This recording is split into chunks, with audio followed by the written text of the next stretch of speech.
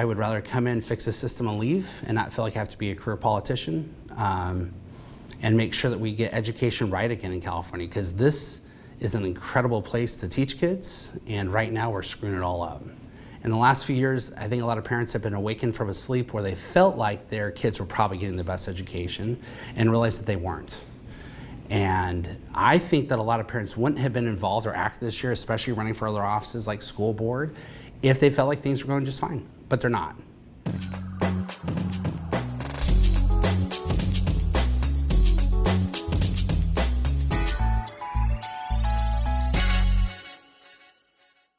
Thanks again for coming in to talk to us and talk to the viewers of our voter guide. So why don't we just go ahead and get started, and I'll turn it over to Samia. Hi, I'm Samia Kamal. I'm a reporter on our politics team, and we thought we would kick it off with some kind of personal questions, starting with, what do you think most people get wrong about California? I think California is the most beautiful and incredible state in the nation. And I think it's had a bad rap for many years because of the leftist tilt it has. But I think that California, really the fulcrum of American history, started in 1849 in Sutter's Mill, when the gold rush happened and we had millions of people flock here, and it established a true international vibe and the most beautiful landscape you could possibly want. And people often deride and make fun of California, I think unfairly, most of the time, but there's a kernel of truth. Where's there smoke, there's fire. And if you have a lot of problems in the state public policy-wise that translate into bad politics, we've got to do something to fix that. But I think California is fixable, and maybe that's the thing that most people don't believe. What's the most difficult thing you've had to do in your life? Oh, most difficult thing? Seriously, one? I've done lots of difficult things. I'm a father of 5 kids. Every day is difficult. But in terms of the most difficult thing I've had to do, I don't know. Good question. I'm running for this office, which is statewide. It requires me to be in front of millions of voters across 58 counties. We have 944 school districts that all run their things differently. We have a lot of opinions about how school policy and education policy should work. Right now, this is the most difficult thing I'm doing. So. And what is a political issue that you have changed your mind about?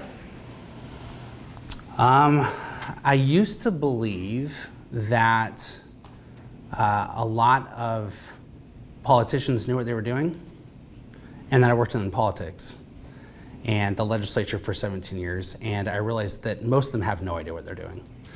And it's this idea that a lot of them want to run to represent their communities, but we find out is a lot of them want to represent themselves.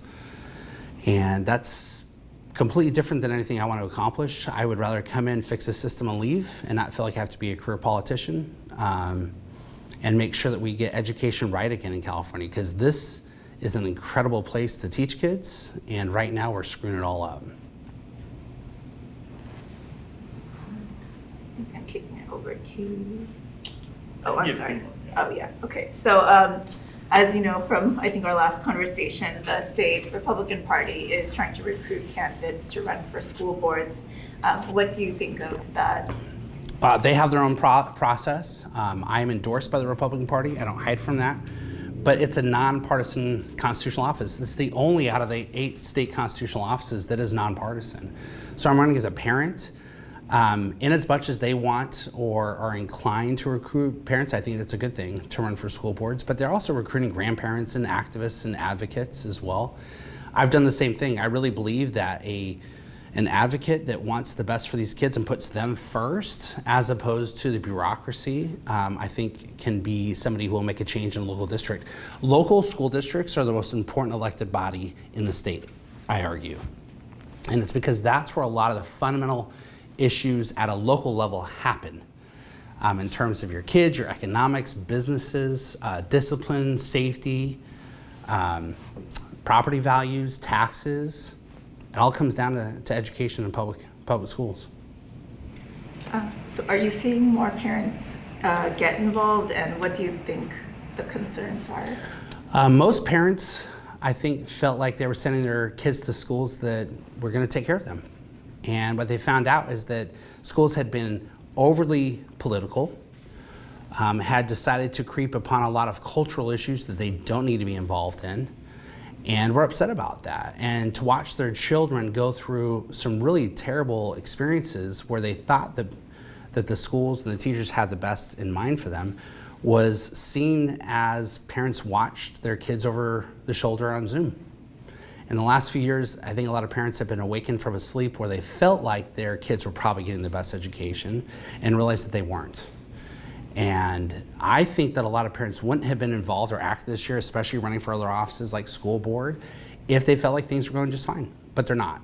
And so that, I think, is the fervor right now. If a school district is doing right by their parents, the parents will be fine and they don't show up to school board meetings. They have better things to do with their time. But when the school district is abdicating their duties or not really fulfilling their obligations to put the kids first, that's when parents get, I think, rightly mad and upset about it and want to hold them accountable, as they should, and as they have every legal and constitutional right to do so. But the state of California has decided to persecute a lot of these parents, and a lot of these school boards are realizing really quickly that if you don't put the students first, just like in San Francisco, then they'll recall board members if they don't do what's right. What do you mean by putting the students first? And, It's very simple. Put students first. What are their needs? Are we talking about the needs of teachers' unions? I fully believe in teachers. I was a fourth grade teacher. They're amazing. We have an incredible amount of teachers here that are doing it for the right reasons. We have a teachers' union which has made education overtly political and have put their needs first as opposed to kids. One issue was we put teachers in front of line to get vaccinations, meaning that we hoped that schools would open right away. They didn't. And California was the last of all the states to open up their schools. If the teachers come and demand something like that, not the teachers themselves, but the union that represents them, then they should have been putting the kids then first to get them back in the classroom. And we've seen all these kids feeling alienated, anxious, depressed because they were kept away from their classmates, their friends, and other people in the process. That was not a kids first policy, especially when so few kids were impacted by the disease itself.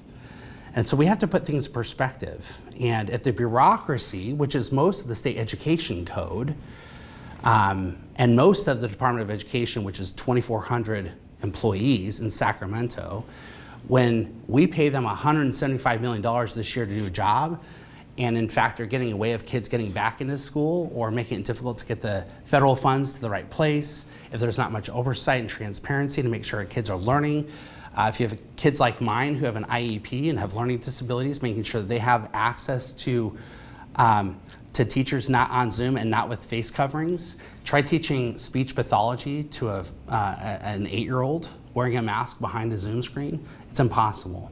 That's not kids first. So getting kids back in school, getting a high quality public education, which our Supreme Court stunningly has said they don't have a right to, that is a kids first policy. Before we head into the next section, can you talk a little bit more about your personal situation with your 5 kids and Sure. how what the situation has been like for them? Because I guess you just talked about Warrington kids, right? Yeah, so I have 5 kids. Last year, my youngest was in kindergarten, my oldest was a senior in high school. So I had a K through 12 education system at home. So because of the pandemic, our kids were in a Sacramento County school district. People that are smart enough can figure out which one that is. That decided to keep them out of classes for pretty much the last part of the school year. And understanding that everybody was confused and needed to figure out the situation, I think there was a certain amount of patience, but that wore thin when not much was happening. And so my wife and I decided to move our 3 youngest to homeschool. And she did it through a charter. Our kids are all public school educated. So we did it through an online charter school. But then I watched the legislature, because I was in the legislature as a staffer, working as John Morlock's chief of staff while I was in the state senate. I watched the legislature pass SB 98 to basically cut the legs out from charter schools. And it made it difficult for families like mine to actually get our kids into some sort of instruction during that year and then the following year. Fortunately, we were able to navigate that process, but I can only imagine the millions of kids that weren't able to do that. My 5 kids spent a lot of time behind a screen, or when my oldest son went back to school to have his physiology class, I think, he was the only kid in the classroom.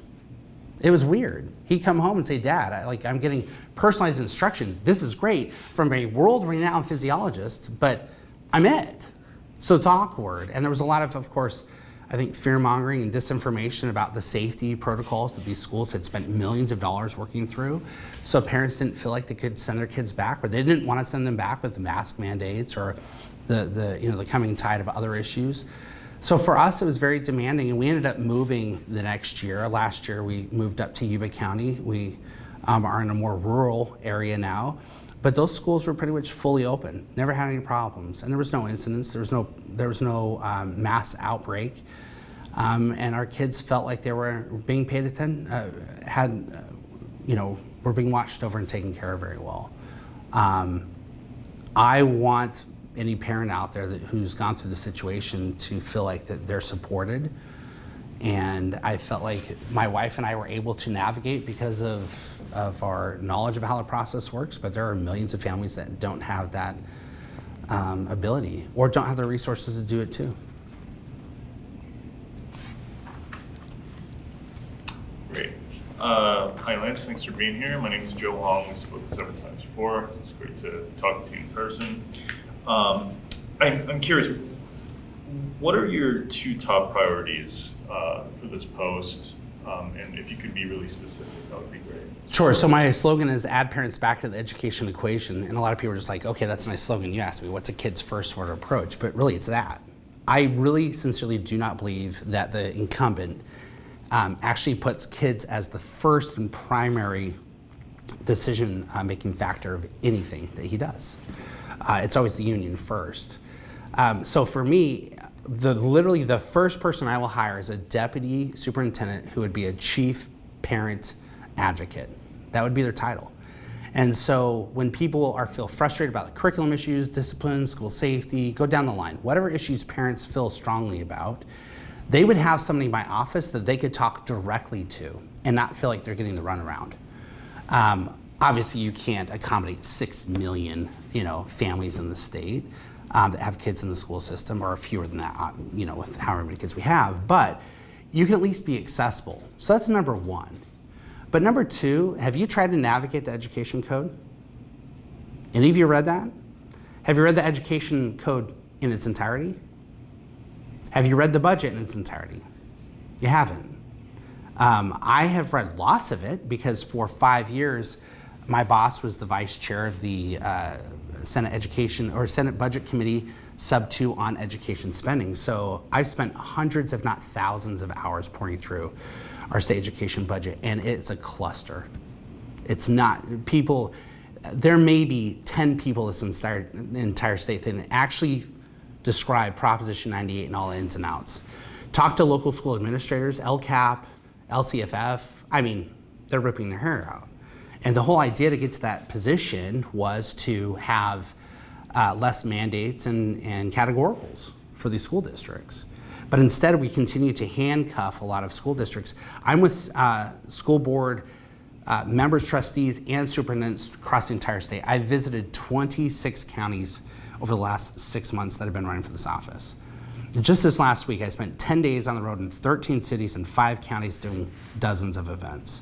And many of those are with administrators that are just fed up with the kind of disconnect from the state to the local. So the second thing is really better engaging the locals in what they're supposed to do and make sure that they have all the authority and they don't feel like they have to cow down to Sacramento all the time. Because 2 phone calls before I got to this place were meeting interviews, asking about how much these local school districts have to comply with state mandates, and a lot of it is a misconstruing or misreading of state law. But the other problem is if you actually read the ed code, you realize it's completely confusing, it's contradictory in many places, it's old and archaic in other places. So maybe we need to have a time where we infuse a lot of better local communication and having an open dialogue with the local school boards, the 944, and all the seats associated with that, with their superintendents, and the 58 boards of education. But also making sure that we have a conversation about what the education code should look like in a 21st century economy. We did this in the 60s. We had a master plan on higher education. We tried to pull everything together. We should do the same thing for K through 12 education. And how would you work with the governor and the legislature? When they put the parents first and the kids first, I'll work with them. When they put the unions first, I'll be the loudest, most vociferous opponent to whatever they're doing. So if they want to pass policy that will continue to allow for local control, that will empower parents, that won't demean them, that will allow for resources to follow the kids and not the school, then I will work with them. If they decide they're going to continue on with what's brought us at the bottom of almost every academic measure and metric, then I'll push back. And you've sort of touched upon this already, but can you say a little more about how you would collaborate with local school officials? I mean, there are 1,000 school districts, even more charter schools in the state. What would that look like, getting their input? I've talked to them all the way from the top of the state, Crescent City, all the way down to the bottom in San Diego. And a lot of them don't feel like the incumbent actually ever listens to them. Just don't. And a lot of them have his phone number and have called him in the past, but when it's not politically expedient, he's not returning their phone calls. And I haven't heard that from one or two, I've heard that from dozens of superintendents. So not just school board members and other people, but people who should have direct access to the state superintendent. So that's one. Two is you got to get out and visit people. If you're not out visiting the different school districts and not just a couple places, not just the basics, then that will be important. I, like I said, have been to 26 counties in person. It's a lot of just in 6 months. That means I'm not with my family and doing those things. But in 4 years, I hope that I can develop a schedule where I can hit every county multiple times within that schedule. Even the ones that aren't ever represented up in the north, Lassen or Glen or Del Norte. There's a lot of those, Mariposa. I don't think they've ever seen the superintendent darken their door a single time since he's been in office. Do you imagine having to expand CDE and hire more staff to do that? Contract and reallocate. Because you mentioned the deputy superintendent, the parent advocate position. I imagine that would require more people to ensure that parent concerns and complaints just don't fall into an abyss, and that they're actually acted upon. So we should do a Kids First audit of the State Department of Education and go through and find out which positions are actually authorized by state law. So I work for the Department of Finance. I did Proposition 98 funding. I did it for the newly formed Department of Juvenile Justice after we had switched from the California Youth Authority. I was in the room when we talked about trying to zero-based budget that process. So I know how it works to make sure that we get the adequate funding for these kids to get their education. And what I found is you have to do what they call legal citations and authorities. You have to justify every dollar you're sending that way by either state law or the budget process, right? You know this. I don't know that that's actually been done in the Department of Education. And so let's go through. Let's have the 2,500 employees.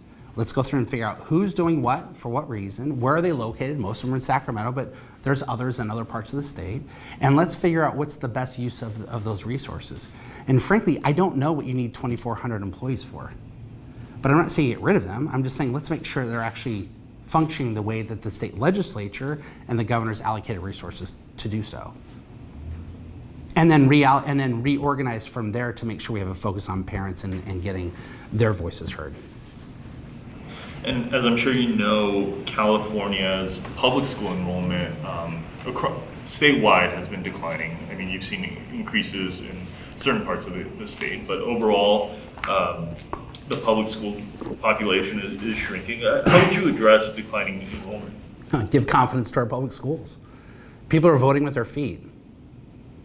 And really, it didn't happen just because of COVID. COVID exposed a lot of things, and maybe that helped a few more usher out. But I don't have a couple friends, I have hundreds of friends who have taken their kids and left. They've either gone to private school, homeschooled, or moved entirely out of the state. And why? It's not because California is doing awesome in its academics. It's because it's doing terrible. And so you have to have confidence in these schools. And the second is, I really believe in choice and competition. It has been shown in studies that compare both charter schools and the traditional district schools, both public schools, in the same neighborhood, that where there is a charter school, that by and large you'll have an improvement in the regular neighborhood school. And what I have seen with a lot of my friends who have gone the direction of a charter school is if it doesn't work for them, they can leave. And if the charter school is really bad, guess what? It shuts down. But what we do right now in our public school system is if it's a bad school, we throw more money at it. And very rarely do we operate the parent control triggers or other options that are availed in state law. So related to enrollment is attendance. So school districts in California are funded based on average daily attendance, right?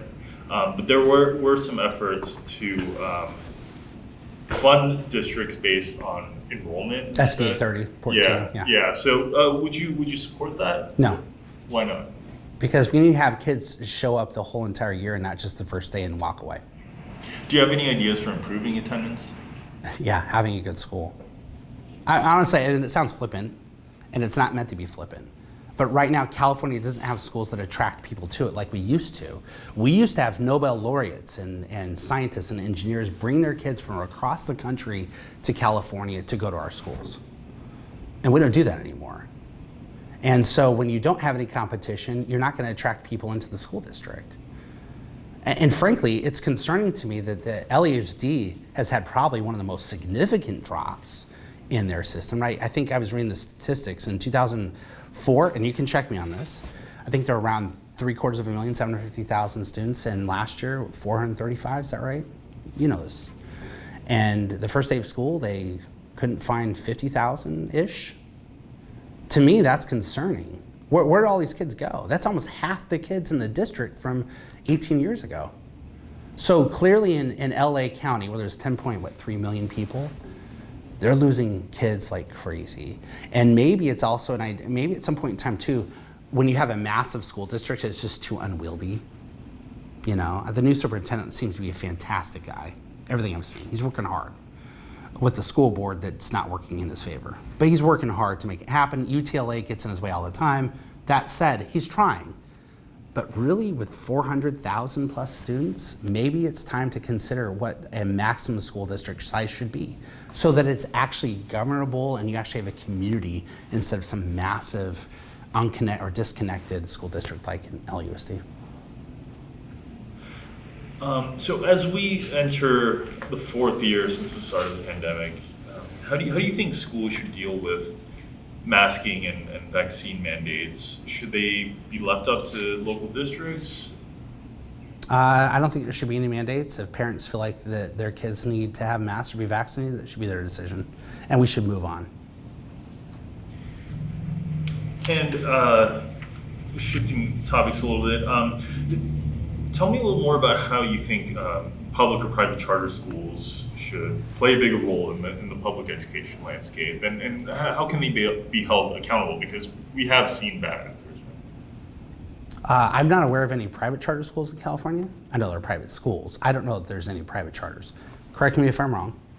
I don't think there are. Oh, sorry. I think the distinction is between for-profit and non-profit. Okay, well, I think a charter school is a charter school. They get a charter from somebody. Somebody thinks that they're good enough or at least capable of providing an education.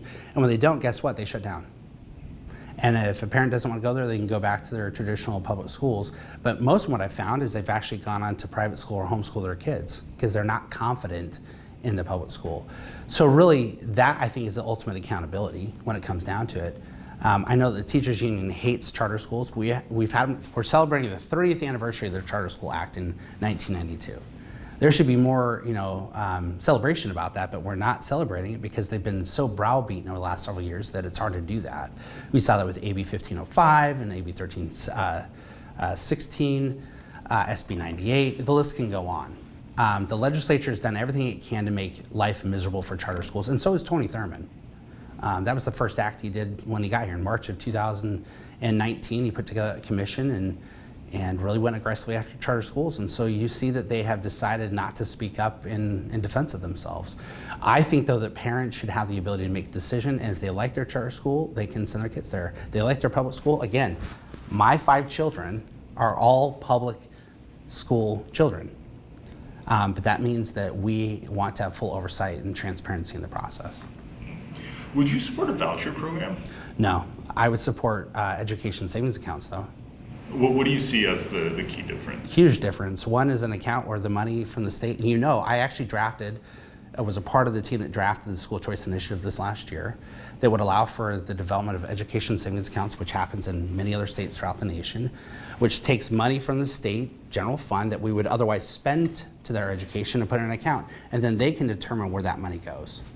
A voucher, I think a lot of people understand a voucher is the same kind of concept, but a voucher to me just says, well, you're going to take money and send it to the school. An education savings account actually gives you a lot more flexibility. You use it for tutoring, for computers, for curricula, books, childcare, transportation to school. A voucher doesn't give you that kind of flexibility. Gotcha. So sending money to families rather than sending money. Well, sending money to the students, yes, and then the parents can decide where that money is best allocated. And if they find a private school that's $6,000 or $7,000, well, in California we're spending what, $15,000 this year for Prop 98 general fund spending. They can take that money and sock it away for maybe a more expensive private school when they want to go to high school, or maybe they can take that money and they're frugal with it and they save some of it for college. That was all within the proposal we had last year, and I'm fully in favor of that kind of process. And how would you handle the current mental health crisis among students? Get them back in school as much as possible, try to normalize everything. When kids walk into school and most of their classmates are still masked or they have barriers, plexiglass, shower curtains between them, that doesn't do anything for a student. As a father of 5, that is the worst thing we do for these kids. Because once they leave the school campus, everything is normal. The masks come off, they do their normal things. So that's got to be normalized. The second is we have to make sure that we're giving them an education they want to go to class for. A lot of them don't feel like they're getting an education. I talk to students on a regular basis that feel like the school that they're going to is not living up to the standard it should, so why try? There's a sense of hopelessness there. I wonder, do you think there should be more mental health professionals at public schools? I'm in favor of that, but right now it's just a logistical problem right now. Schools try to hire these professionals and they haven't been able to do so. So it's my understanding that the legislature and the governor and the superintendent have decided they're going to throw all this money at getting people through the system. Okay, I'd like to see that work, but it hasn't worked. And frankly, if you go to most of our schools of psychology or psychiatry, they can't get enough psychiatrists to go through the program in the first place. And so if you're just going to have a therapist, are you going to lower the standards to get more therapists through so you can accommodate the need that's there? Or we maybe think about working with other nonprofits and community organizations that provide those things and contract that kind of stuff out. Again, I believe that a lot of these kids need extra help, and I believe there is a role for therapists and counselors at schools to do that. I don't know that throwing more money at the problem actually accomplishes that, though. Speaking of money, do you think LCFF, the local control funding formula, the system of channeling more money to schools with more high-needs students is working? And if not, how would you fix it? I don't know if it's working at all. I mean,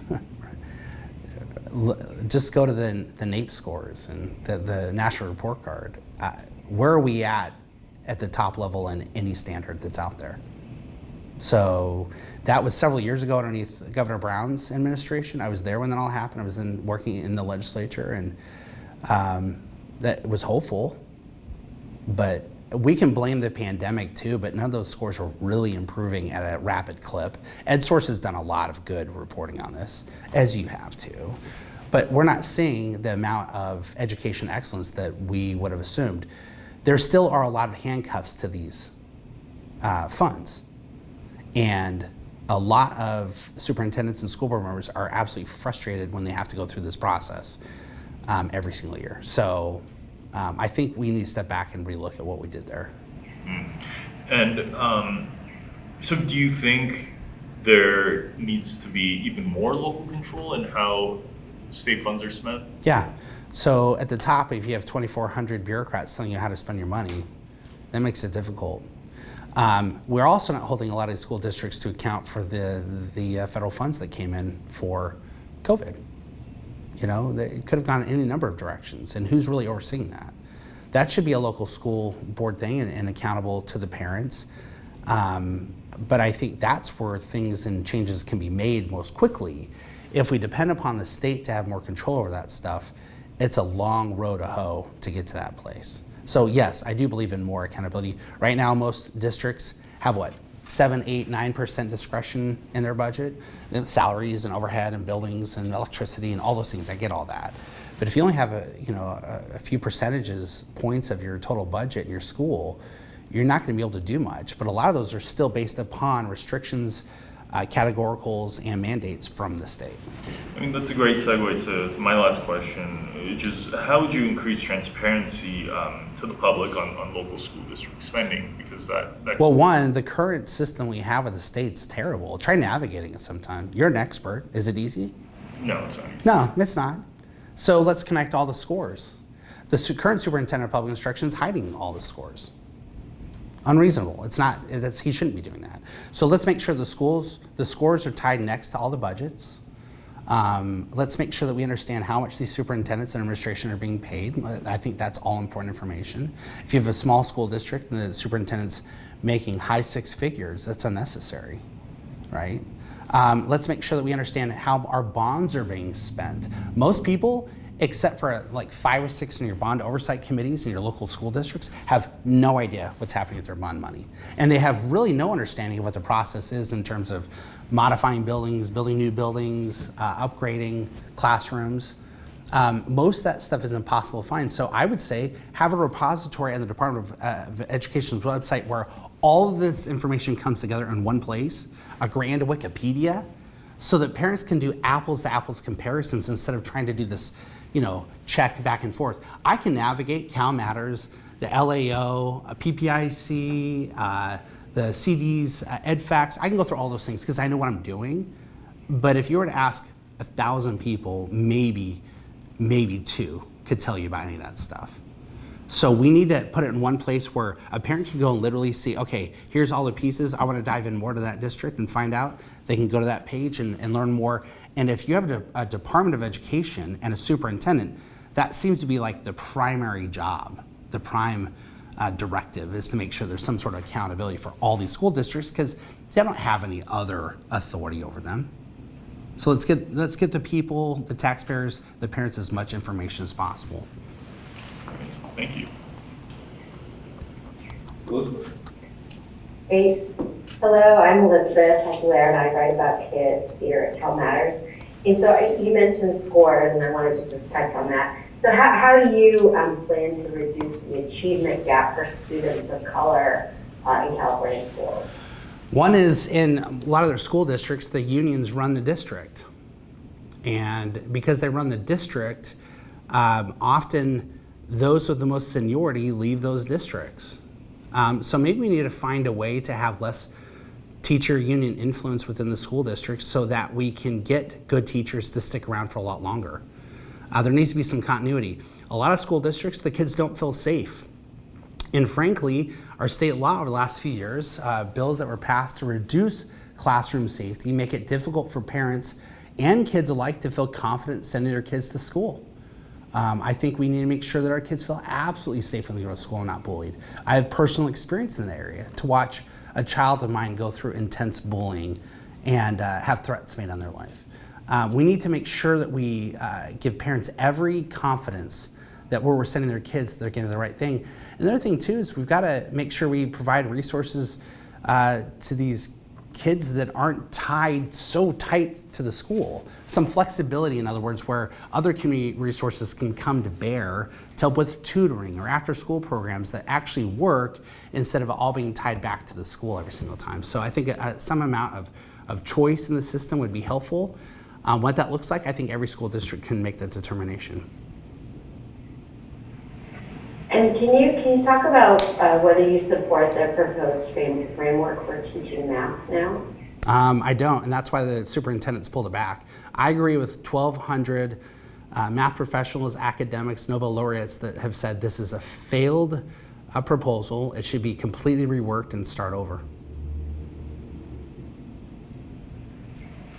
And then you mentioned teachers in terms of the achievement gap, but so how do you address the teacher shortage in the short term and then also in the long term? And then especially given what you were talking about in terms of making sure that continuity. Well, a lot of districts fired a whole bunch of teachers for not getting vaccinated. So maybe rehire them. That might be one thing. The unions fight for a lot of bad teachers, but didn't fight for teachers that were fired because of their personal conscience. That's one. Two, the superintendent also sits on the Commission for Teacher Credentialing. Maybe we need to have a conversation about what that commission looks like. I know in the past when I was in the legislature as a staffer, oversight on that commission proved to show that they were not living up to their potential. So I think there's a way we could do that. A third way is we need to be more creative in our credentialing process. I think this idea of somebody going to a state school for 4 years or even a private school, but most of these come through the state college or the state university system, and getting a credential after doing a certain amount of classes on pedagogy and whatever else, I think that's outdated and unnecessary. I think maybe we should find a way, especially in areas like the magnet schools down in LA do. They find people who are world-renowned experts, actors and Hollywood directors and sound people come into these magnet schools and treat these kids to an incredible education in Hollywood and the digital arts and acting and producing.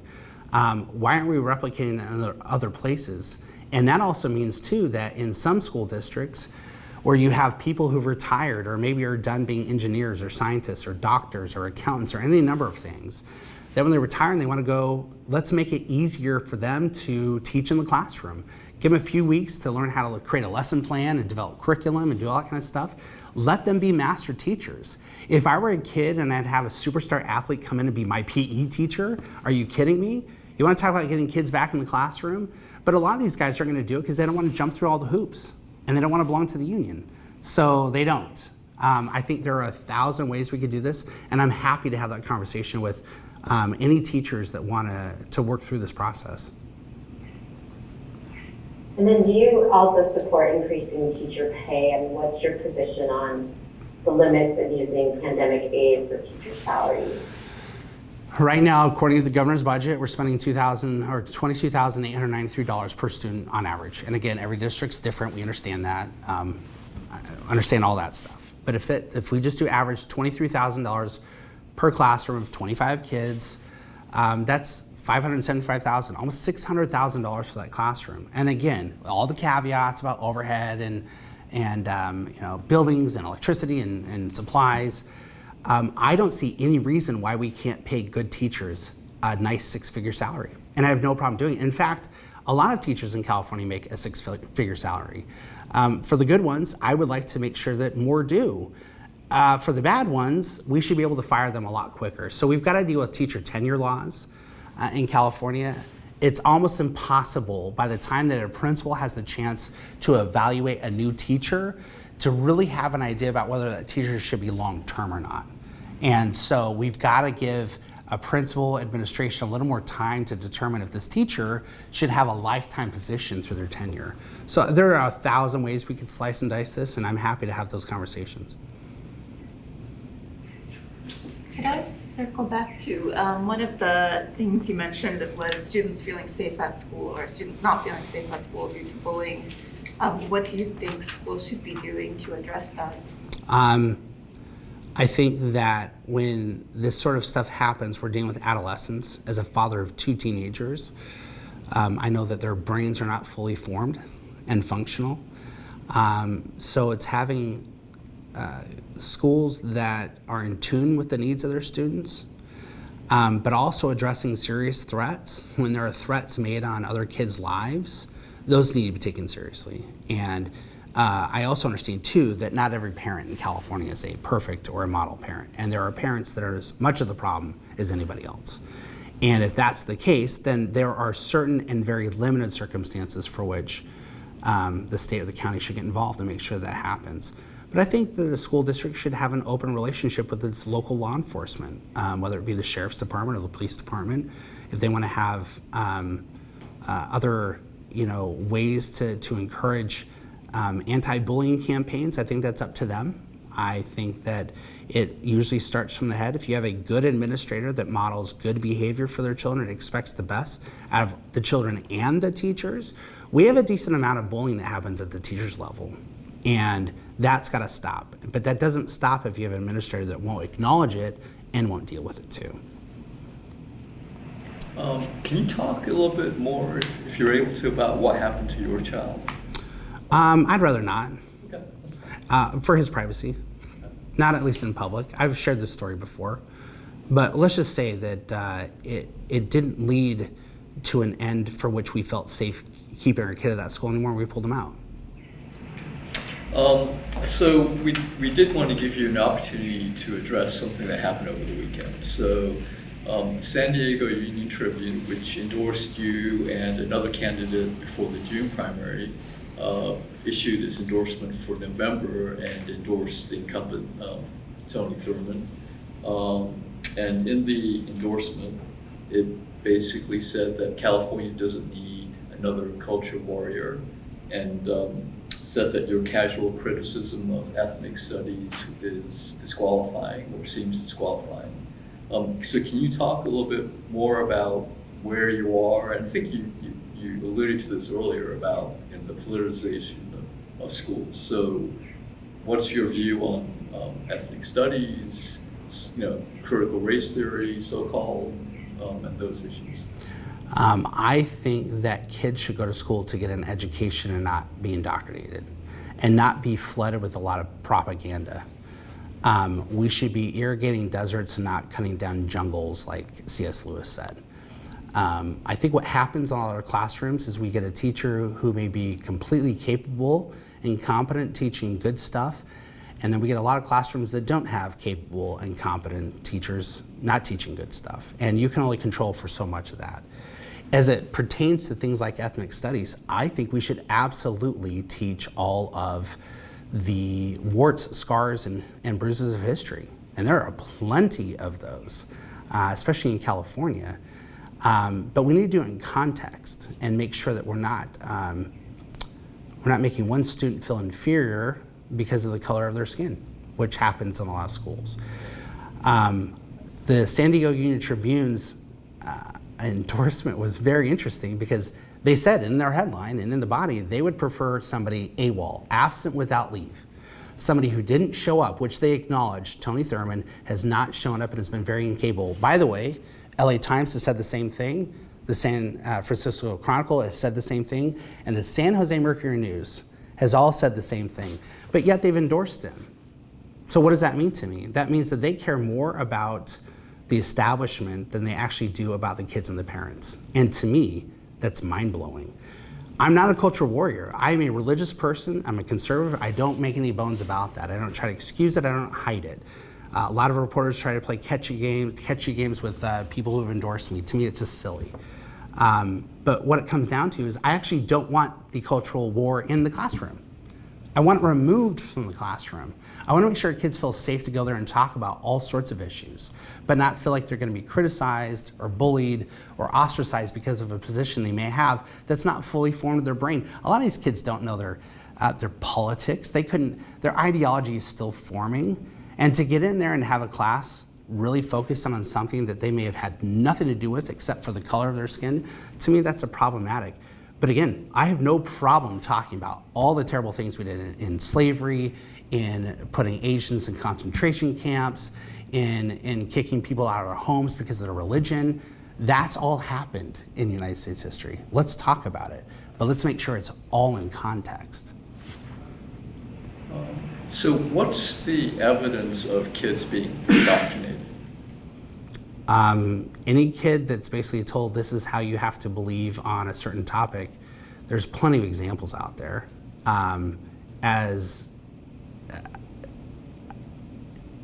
Whether it be on social issues or political issues, a lot of school districts are pretty brazen in their political outlook on things. And so if you're in a poli-sci class, and you're told that a certain party or politician's a terrible person, like other terrible politicians and people in the past, and calling them names that are very inflammatory, to me that's indoctrination.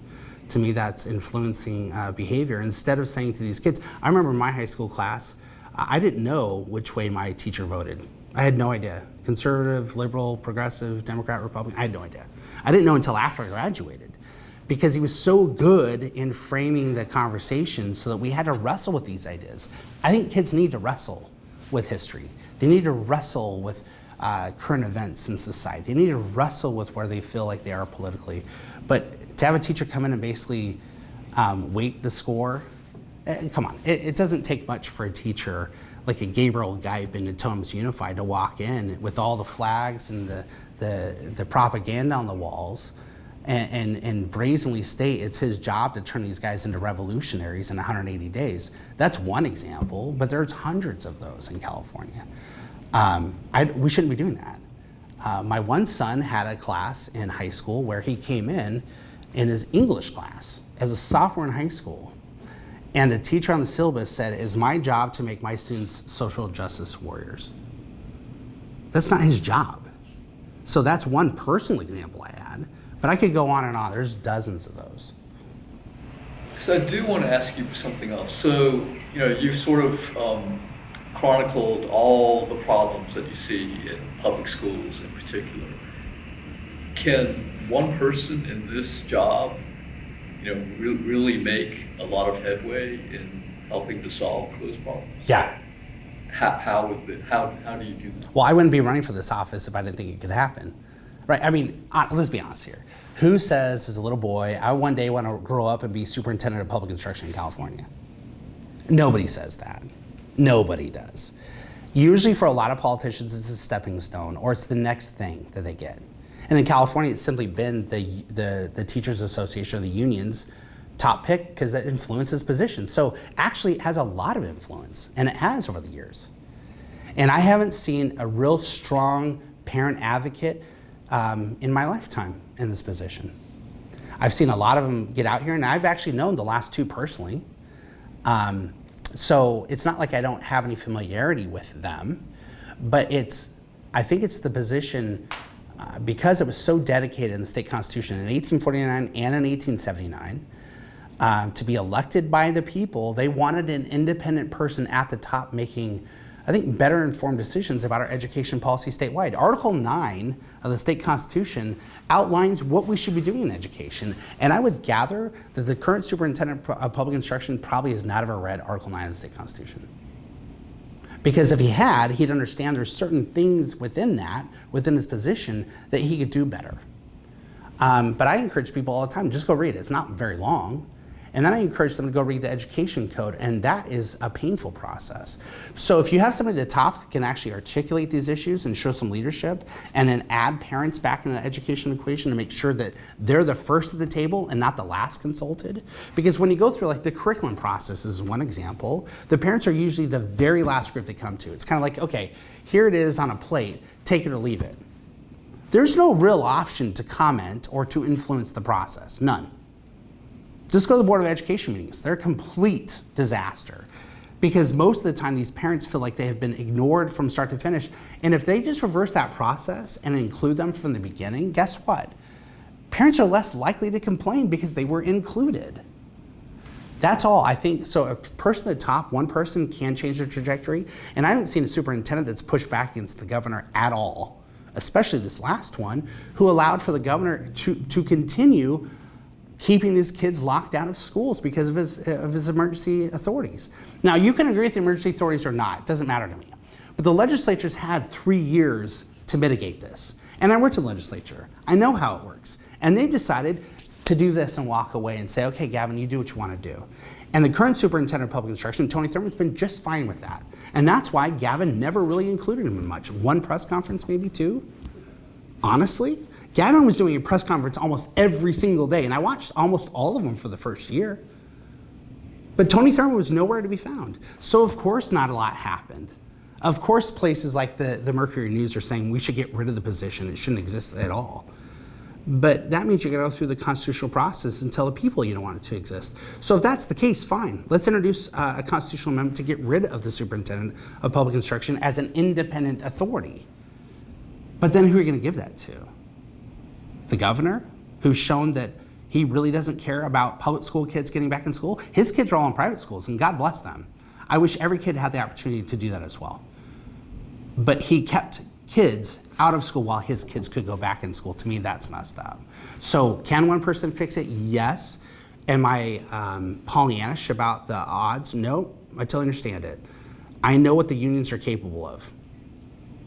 And so I'm prepared for that, but I'm also prepared to work hand in hand with any legislator that wants to put the kids first. And it's not more complicated than that. It really is not. So before you can get to that job, you have to win this election. Sure. So can you just, as we wrap up here, can you just talk about, how you make that happen? I mean, the last time I looked at the fundraising numbers, right? It's low. When the teachers' unions can drop in millions of dollars at a hat, at the drop of a hat, then yeah, that's a hard thing to get. So they basically have owned the last several superintendents of public instruction. I'm not that person, and right now, when most parents and people and advocates and voters have realized that our schools have been unjustly and for too long closed, they're angry.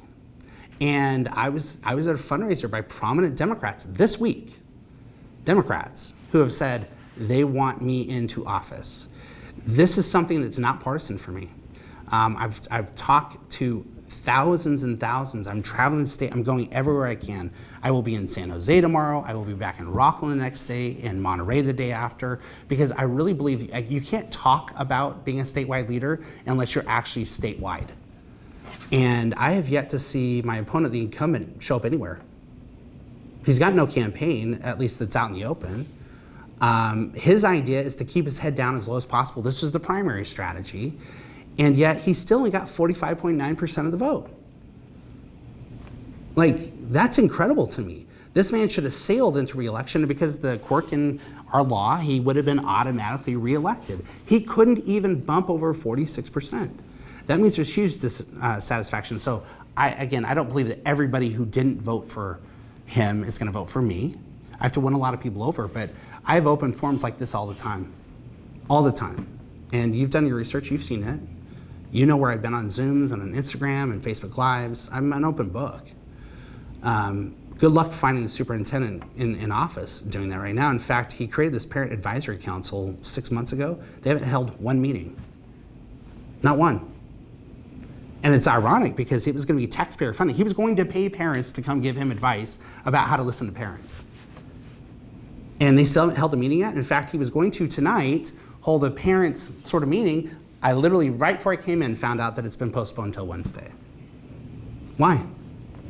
I mean, honestly, what's he afraid of talking to parents about? Why would he need to hire people to pay them to come and give him advice about what parents' needs are? I don't need that. I talk to them every day, and I believe the strategy is also through the local school board elections, and I'm working and supporting a lot of school board candidates who are parent first and pro-school choice, who want to get our kids back on track, and we'll be listing out our endorsements of several dozen candidates today. I have a question. If you are elected, how would you work with teachers unions? Because why do you have to work with them? So because they do. I just challenged the premise. Why do you have to work with them? Well, because they are a huge group within school communities. I'll work with the teachers. I have no problem doing that. The teachers union has shown to be anti-parent, and as long as they persist on that, then we have nothing to talk about. So besides something like revising tenure laws for teachers, are there other ways you would sort of try to diminish the power of unions? Well, it's really difficult to fire a teacher. I mean, that's kind of part with tenure laws, of course. But to try to fire a teacher, unless you have a long rap sheet, what I've done is I've actually gone through local school districts that I visit, and I just do a quick Google search on them, and I throw in some keywords, like child porn or arrested or whatever. It's stunning how many teachers in that district just in the last few years have been found with that and may or may not have been fired. And that's just basic, and I don't run around screaming that sort of stuff, but if you're a local parent or advocate and you've got teachers who've been found to have, really questionable relationships with students and child pornography on their computers at school and other things, like what happened in my school, my child's school, one of the teachers there a few weeks ago, back in Sacramento, that's disturbing. I knew the man. So to see that kind of happen, there's not a lot of accountability there. And frankly, if the teachers union was worth its weight, which it's not, it would actually deal with these teachers, but it protects them instead. So I don't know why we have to work with teachers unions. I will happily work with any teacher that wants to talk to me and work through issues. I'll work with associations of teachers in school districts or groups. I have no problem doing that. In fact, I'm getting a lot of teacher support because they understand that the union has abandoned them. Yeah, but how would you get rid of bad teachers without working with the teachers union? I would shame them into it. I think the teachers union has to be held accountable for the teachers it protects. They have to justify whether they're keeping a teacher employed, not me. And I'm not for doing a lot of unfair things. There are teachers that are accused of bad things and they're maligned. We need to protect those teachers. There's a room for that within a teachers union or association to do that. But we also don't have competition within our teachers unions right now. It's all a closed shop. You basically get what the district gives you. And so there are some school districts that work just fine with their association. But there are a lot that don't. And the statewide coalition and UTLA, my goodness, that's the gift that keeps on giving. I mean, the president of that union has done more to hurt the cause of teachers unions than almost anybody in the United States except for Randy Weingarten.